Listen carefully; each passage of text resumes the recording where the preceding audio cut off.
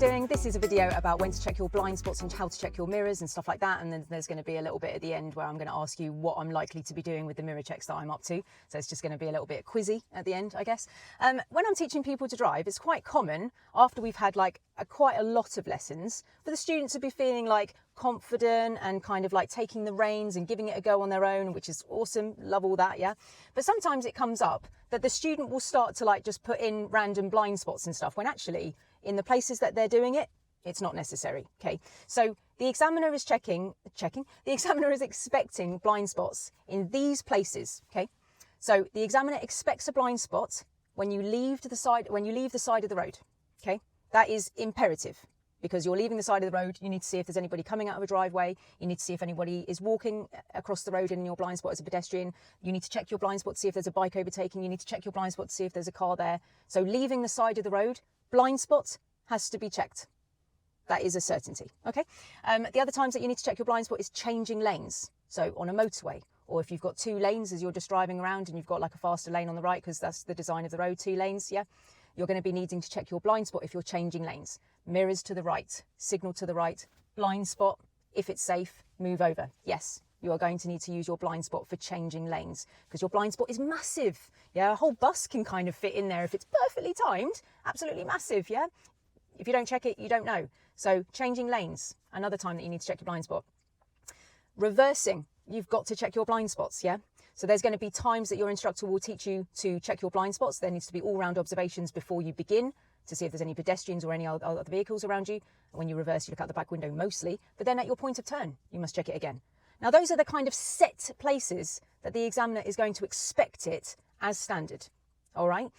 However, if you are in a situation where you feel that somebody around you is being bizarre and they've been acting strange, like a weird bike behind you or I don't know, a weird pedestrian somewhere, of course you can do extra blind spots if you're like, what the hell, like what's going on? Like say for instance, like, I don't know, you stopped in a meeting traffic situation, there's a parked car in front of you and a bike's just been like tailgating you, being weird, yeah, and you're giving way to somebody oncoming and this person behind you's been odd for a while. Yeah, maybe there could be like an extra blind spot on this particular occasion because there's been strangeness going on.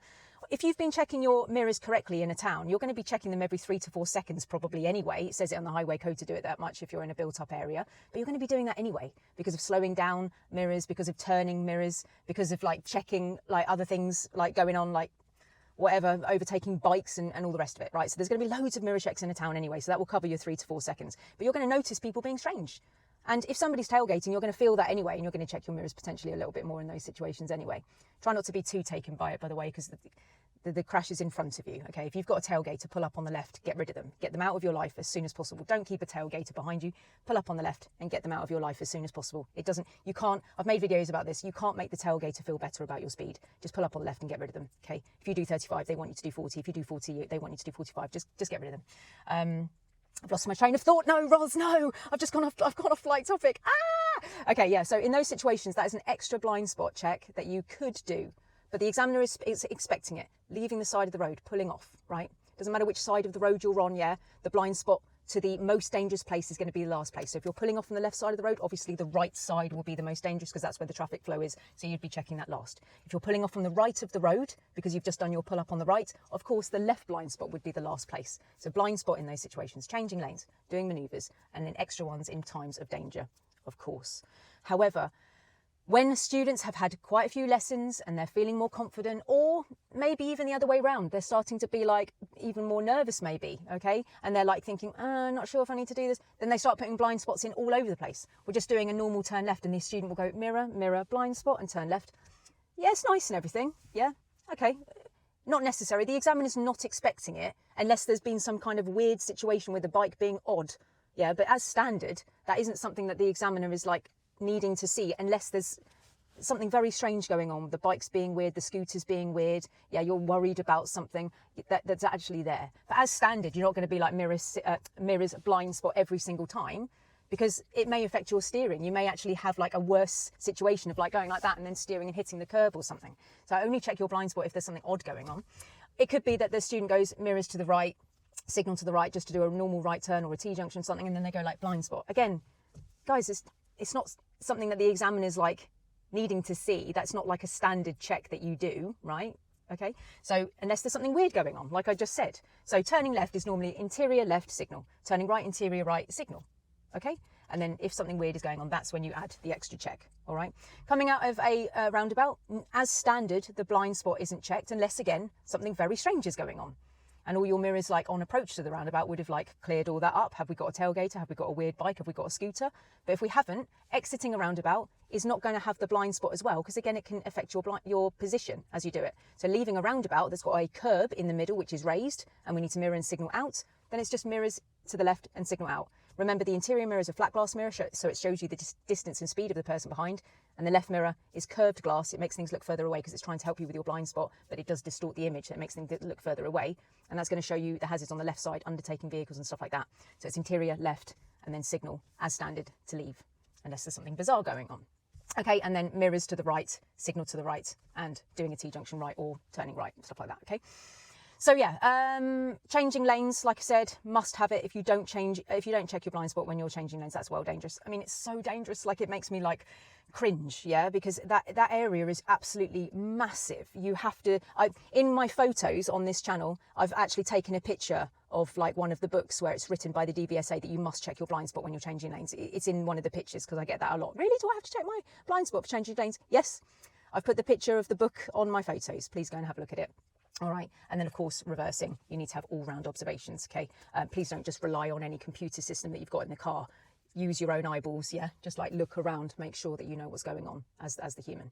So as standard, it's written in the highway code that you check your mirrors every 3 to 4 seconds, which will cover a lot of the understanding of whether you've got weird people around you, like acting bizarre, and then you know you need to do extra checks perhaps because of this person who's like drunk, or whether they're like flipping in between all the traffic, yeah, like a crazy motorcyclist or these scooters, yeah, and then you'll know about that. And then outside of town, like when there's like longer stretches of road, it says in the highway code that we should check our mirrors every 6 to 8 seconds, and that will be covered by bends, by slowing down in any way or speeding up in any way, bikes, potholes, other cars, any other hazard, of course. Okay, so as standard, your mirrors have to be checked for signalling, for changing direction, yeah, and for speeds, right? So if any of those things are going to happen, we're going to need to check our mirrors. So when you're driving around, it says in the highway code that we need to check our mirrors.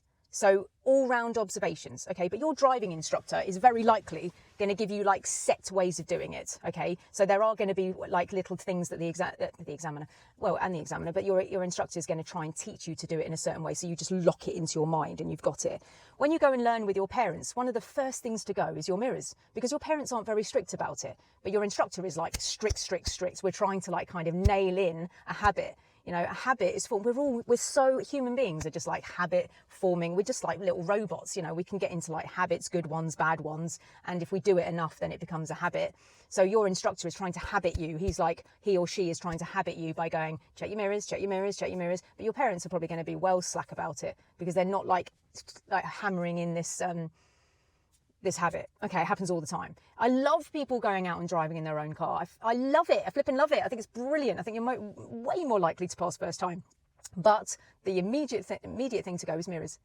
Goes all the time. It just disappears. Like, so when they get back in the car, I'm like, mirrors, and then we do tallies. Yeah, so I'm like, every single turn that we make, I'm going to put a cross or a tick next to it to see if you checked your mirrors. Everything like that. I used to do it with money. I used to be like, right, I've got £2. Every time you miss a mirror check, I'm going to take a 10p off, and then you can have the rest. I used to do it like that, but yeah, if I did that with everybody, I probably wouldn't make much money anymore. But I definitely used to do that when I was like, right, come on, how much of this £2 do you want, right? Anyway, so yeah, tallies come out and stuff like that because, like, yeah, parents are just not very strict about this.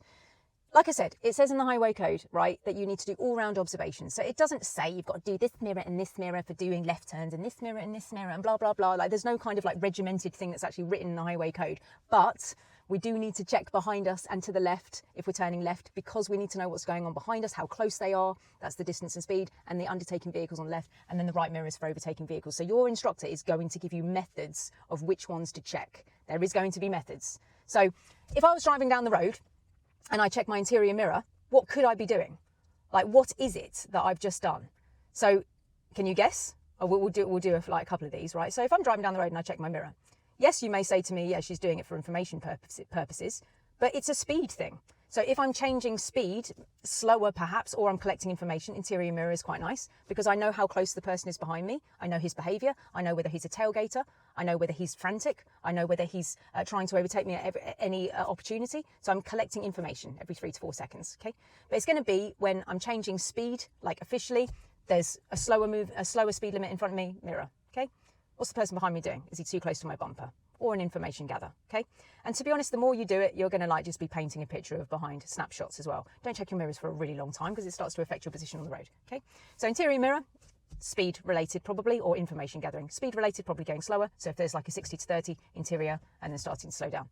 If you're increasing your speed, it's more likely that you're going to be going interior right mirror because we need to know if anybody's overtaking us. I've made videos about that before. If somebody's in the process of overtaking us, we better not go faster because we're going to be keeping that person on the wrong side of the road, which is incredibly dangerous. Yeah, even if you think that person's a total plonker, right? We need to get them in front of us so that they can finish the overtake that they're doing and that we're out of danger in the sense that there's not somebody driving towards him. Yeah, so if you're increasing your speed, interior right mirror, very likely. All round observations can be done. Yeah, if you check all your mirrors, it's totally fine. But as a minimum, you're going to want to go interior mirror, right mirror to see if anybody's overtaking you. Okay, so this is these little routines that your instructor is teaching you. Okay, if you're turning, well, what would you be doing if you go interior left? What's that about? Probably a left turn, right? So T junctions, left turns. It could be because you're checking on a cyclist or bike on the left. It could be that you're preparing to change lanes, but that would be a blind spot as well. Interior left blind spot if you're changing lanes back to the left hand side, because that would have a blind spot. So if it was just interior left, then that's going to be for coming back in after you've overtaken a parked car. It could be that you're turning left from a T junction. It could be turning left at any type of like junction that you would normally expect. Okay, interior left, distance and speed of the person behind, undertaking vehicle on the left. So interior right mirror, that's going to be a right turn. That's going to be overtaking a bike. That's going to be overtaking a parked car. Yeah.